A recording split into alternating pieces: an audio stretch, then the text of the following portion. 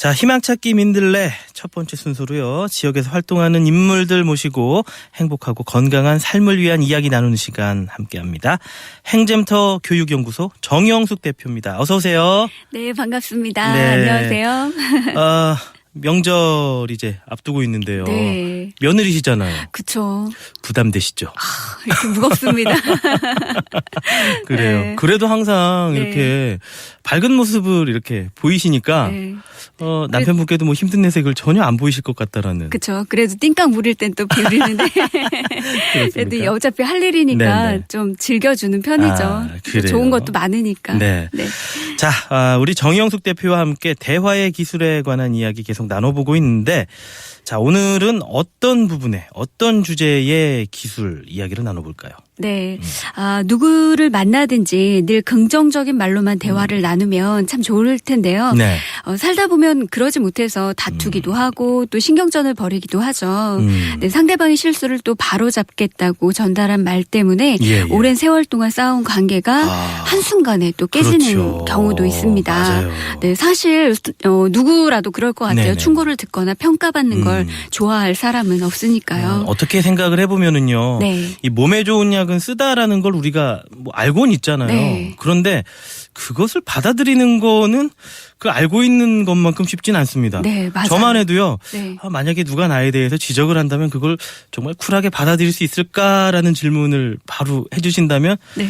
시원하게 답은 못 할 것 같아요. 그렇죠. 네. 네, 그래서 우리가 충고를 하거나 또 평가를 할 때 말하기에 앞서 신중하게 또 생각을 해야 하는 건데요. 네. 우리 속담에 다르고 다르다라는 말도 그렇죠. 있잖아요. 네. 네, 그래서 오늘은 반감을 살 수 있는 비메시지 화법과 예. 호감을 부르는 두 메시지 화법에 대해서 얘기를 나눠볼게요. 예, 반감을 부를 수 있는 비메시지 화법, 호감을 네. 부르는 두 메시지 화법. 네. 자, 이 두 가지인데 지난주에는 왜 I 메시지 화법, 네, U U 메시지 메시지. 화법 네. 이렇게 들었잖아요. 네. 자꾸 이런 영어 쪽으로 가다 보니까 네. 뭐 문법까지 가는 건 아니죠? 그렇죠. 약한데 그쪽은. 예. 그래도 알고 보면 쉬운 내용들이고 늘 알고 있는 내용들일 수도 있고 네네네. 말 습관에 대한 부분을 이야기하는 거기 때문에 어려운 이야기는 아닙니다. 그래요. 네. 자, 먼저 그러면 네. 반감을 부르는 비메시지 화법에 대해서 한번 네. 들어볼까요? 좋습니다. 네, 상대방의 문제가 되는 행동을 지적해 주기보다 그 행동을 한 그 사람의 전반적인 성격이나 인격으로 확대를 시켜서 표현하는 말인데요. 네네. 예를 들면 매일 아침 늦게 일어나서 학교에 지각하는 아이에게 뭐 영수가 넌 왜 그렇게 게으르니? 라고 말을 하는 겁니다. 예. 물론 지켜보는 엄마 입장에서는 답답한 마음에 충고를 하는 거지만 듣는 사람 입장에서는요. 게으른 사람으로 평가를 받아서 감정이 상할 수도 있죠. 그렇죠. 이게 어떻게 보면 너무 직설적인 표현이 될 수 있으니까 네. 듣는 사람은 자존심이 상할 수도 있는 네. 거예요. 그런데 그 상황에서는 네. 생각을 해보니까 이런 식으로 말씀을 하는 경우도 있는 것 같아요. 네. 이렇게 게을러서도 나중에 어떡할 거야. 네, 맞아요. 나중에 뭐가 되려고 그래. 네. 그렇죠. 네. 많이 들었어요.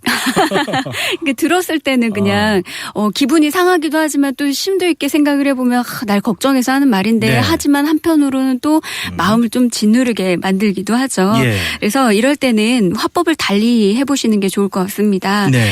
바로 두 메시지 화법으로 하는 건데요. 상대방의 문제가 되는 행동을 구체적으로 가리켜서 표현을 하는 겁니다.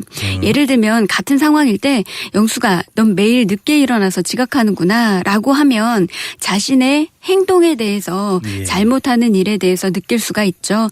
또 이제 다른 사례를 하나 더 들어보면 물을 쏟았을 때 예. 비메시지로는 넌 왜 이렇게 조심성이 없니? 라고 표현을 하죠. 저도 종종 들어본 적이 있는데요. 예. 이럴 때 두 메시지로 한번 바꿔볼게요. 물 쏟았구나 같이 치울까? 어떠세요?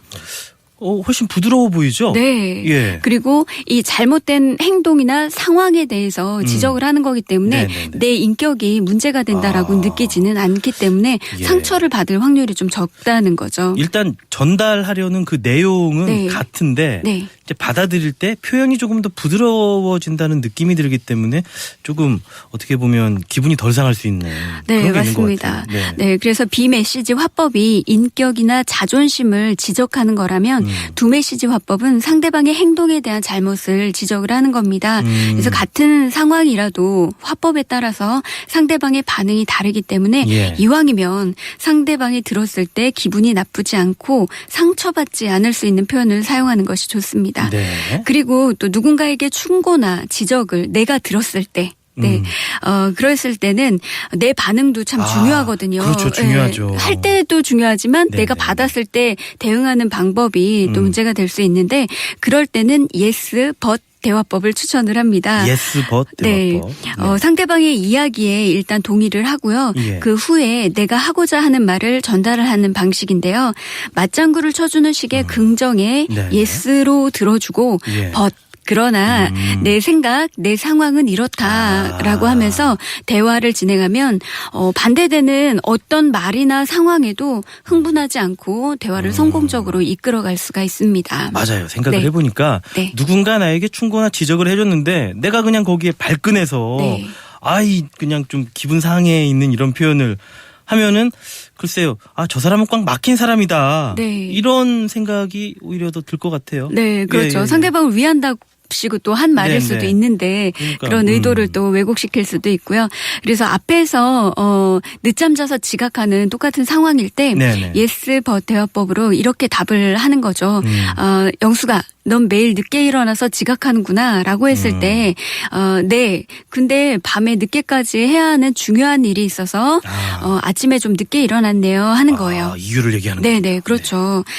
그래서 늦게 일어난 사건에 대해서는 잘못이지만 내 상황이 이랬으니까 이해를 해달라 뭐 이렇게 말을 하면 또 훨씬 부드럽게 대화를 마무리할 수 있겠죠. 그렇죠. 어떻게 보면 나도 나만의 이유가 있으니까 네. 그걸 상대방한테 전달을 해주면 네. 그 상황에 대해서 좀 설명이 될 텐데 하여튼 이럴 때에는 yes but 화법으로 의사를 좀 이렇게 전달을 해주면은 훨씬 더 그 사람들과의 관계가 좋아질 것 같아요. 네, 맞습니다.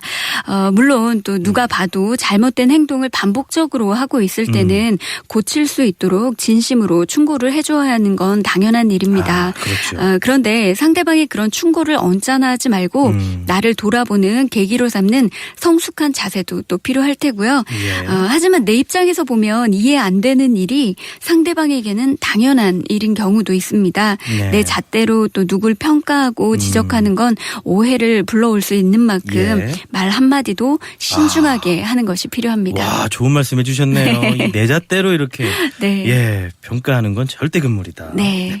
자, 이제 설 연휴도 다가오는데 사실 오랜만에 만난 가족들끼리 말 한마디 때문에 감정 상하는 네, 맞아요. 그런 일들 많이 생길 거예요. 네. 자, 이럴 때는 서로에게 힘을 주는 덕담 더 네. 많이 해주시고 더 우애를 돈독하게 했으면 좋겠습니다. 자, 오늘도 행잼터 교육연구소 정영숙 대표와 함께했습니다. 감사합니다. 네, 즐거운 명절 보내세요.